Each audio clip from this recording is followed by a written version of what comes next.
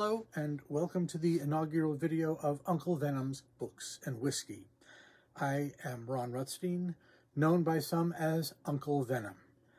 Nothing against Marvel, but this has nothing to do with Marvel, so if you got here accidentally because of that, go away. This has to do with drinking whiskey and reading books combined. The reason I got the name Uncle Venom comes from my niece.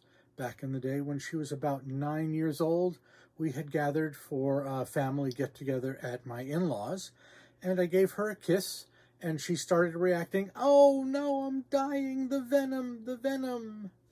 Hence, Uncle Venom. One of those things that children do when they are young that stick around forever. So, I am Uncle Venom and have been known to the family that way ever since. She is now 23, her older brother is 25, and I am still called Venom. Tonight for our inaugural video, I would like to explain a little bit of what we're doing and then give you the first pairing. We'll be talking about different types of whiskeys and different specific whiskeys and pairing those with a particular book. Something in my brain decided to attach this particular whiskey with this particular book. Either the whiskey comes first or the book comes first. I might read a book and think, this particular whiskey goes well with it. Or I might be drinking a whiskey and thinking, this particular book would go well with this particular whiskey. You can guess which one came first by the title. Today, we're pairing Lagavulin whiskey with Mary Shelley's Frankenstein. Horror novel, sci-fi novel. If you haven't read it and you've heard about it, seen the movies, it's not what you think it is. We'll get to that in a second.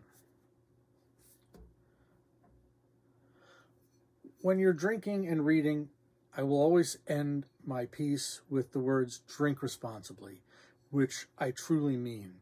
I've known plenty of people, as have most, who drink too much on a regular basis. If you're drinking too much, and you're reading, you're not getting anything out of the book or what you could get out of the book. So this is not about drinking irresponsibly or drinking too much. It's about enjoying the process of combining the two. Reading, however, feel free to do irresponsibly. Read all the time. Read wherever you are. Read in the car if you're sitting waiting for someone. Read in the doctor's office. If you're waiting at any time, always have a book with you. Read irresponsibly. Read in the bathroom. Read in the backyard. Read in the front yard. Read in the living room. Read in the bedroom. Read anywhere you are. If you're visiting people and you don't like them, bring a book. Read. Ignore them and just have a good time by yourself. If you like them, talk to them about the book you're reading. Get them involved in your reading. Read irresponsibly. Drink responsibly.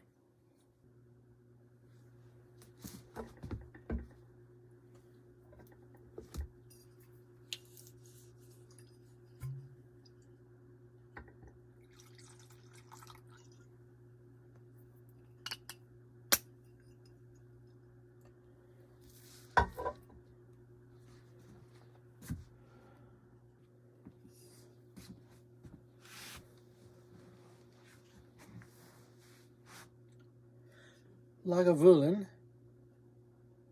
from the Isle of Islay, a smoky whiskey. This is the Offerman Edition charred oak cask.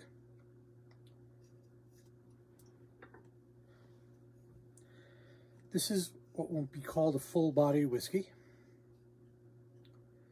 and you definitely get the smoke.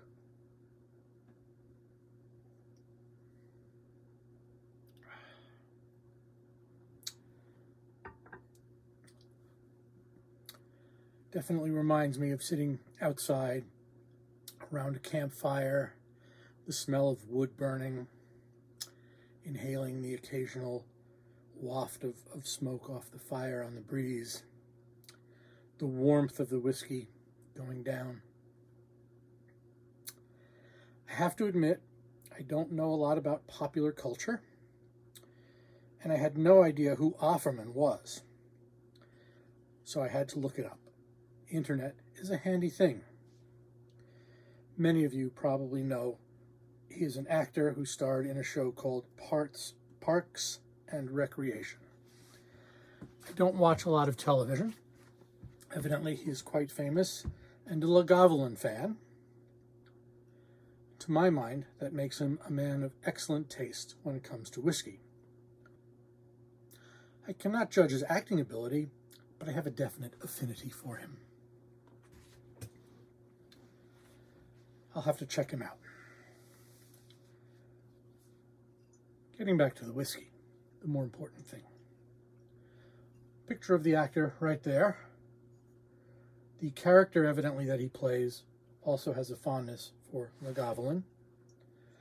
I think it came up once in a Grisham novel, but I didn't go there with it when pairing it with a book. I was definitely looking for something more than a light thriller. I don't remember which books of Grisham it was in. Some of his books have a great deal of depth, but some of them are quite light. I was definitely looking for something heavier here because the whiskey is worth it.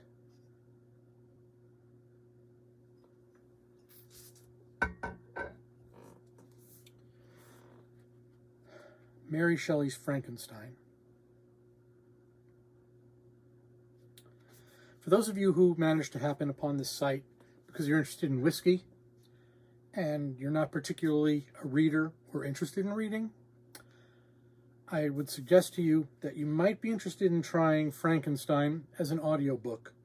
This is published by Penguin Classics, although there are probably hundreds of different versions of the print version of Frankenstein that you could pick up just about any bookstore, used bookstore, new bookstore, ebooks.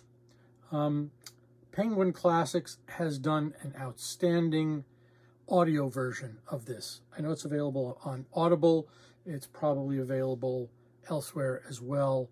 So if you're not really interested in reading, this is a powerful story and it's relevant today.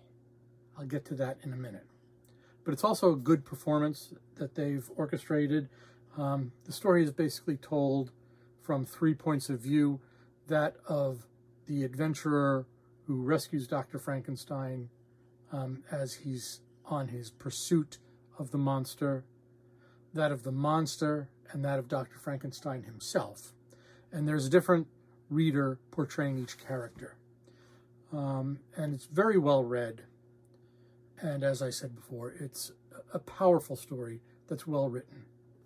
So you might decide to sit down, pour yourself a little whiskey,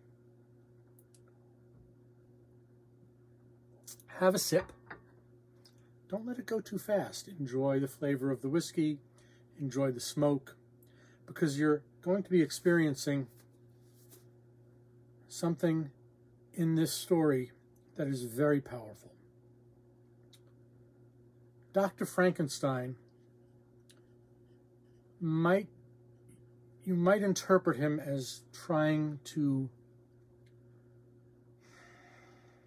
be God, to create as God created.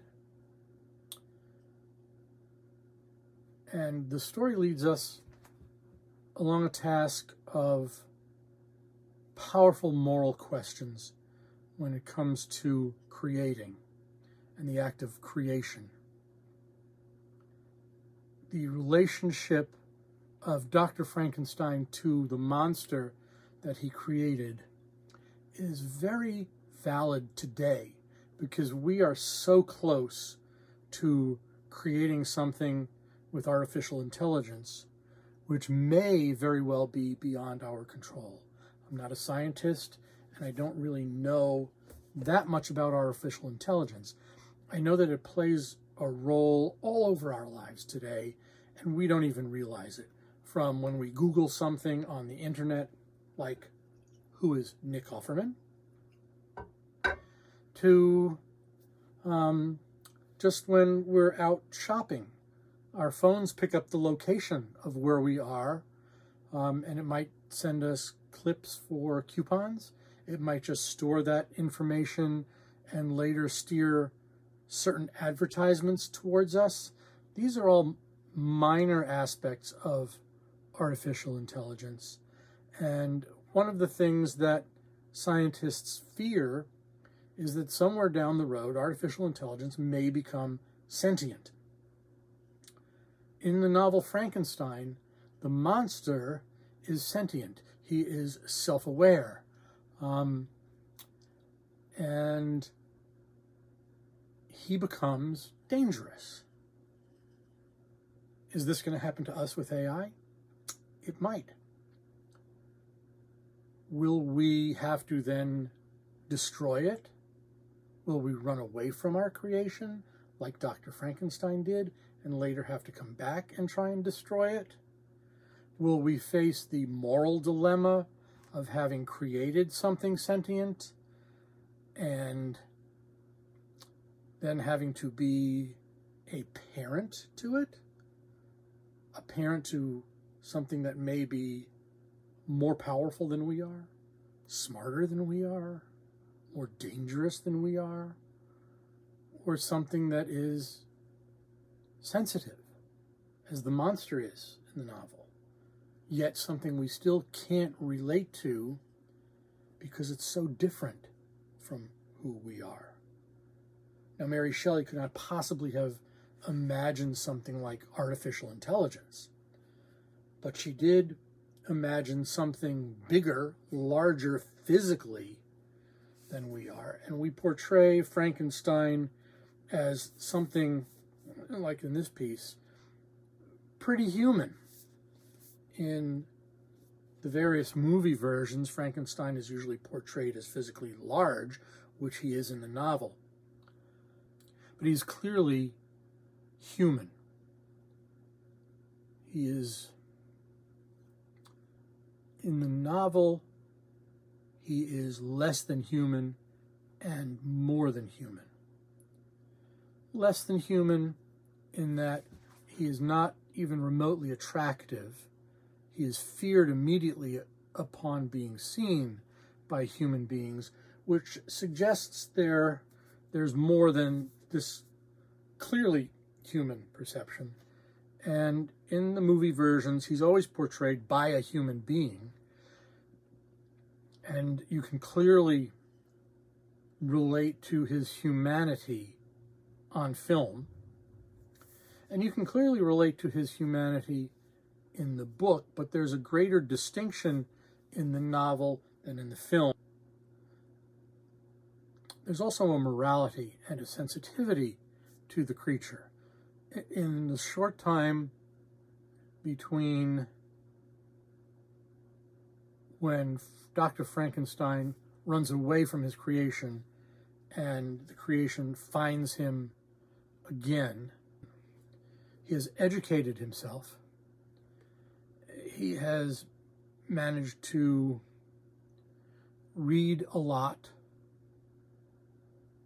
He has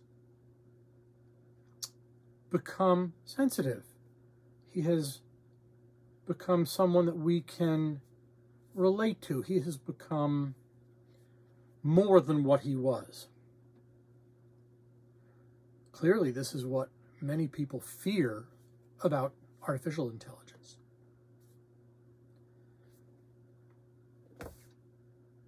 Those of you who are readers and have not yet read Frankenstein will appreciate the beauty of Mary Shelley's writing. The story is incredibly well written. The issues that it brings up are myriad. You can approach what the monster represents from multiple different angles. It has a richness to it. It has depth. And because of the depth, it's relevant today. And any novel that was written this long ago, we're talking about a novel that was written 200 years ago, that still has relevance today. To my mind, if you're talking about the best novels ever written. To be relevant beyond itself is a necessary criteria.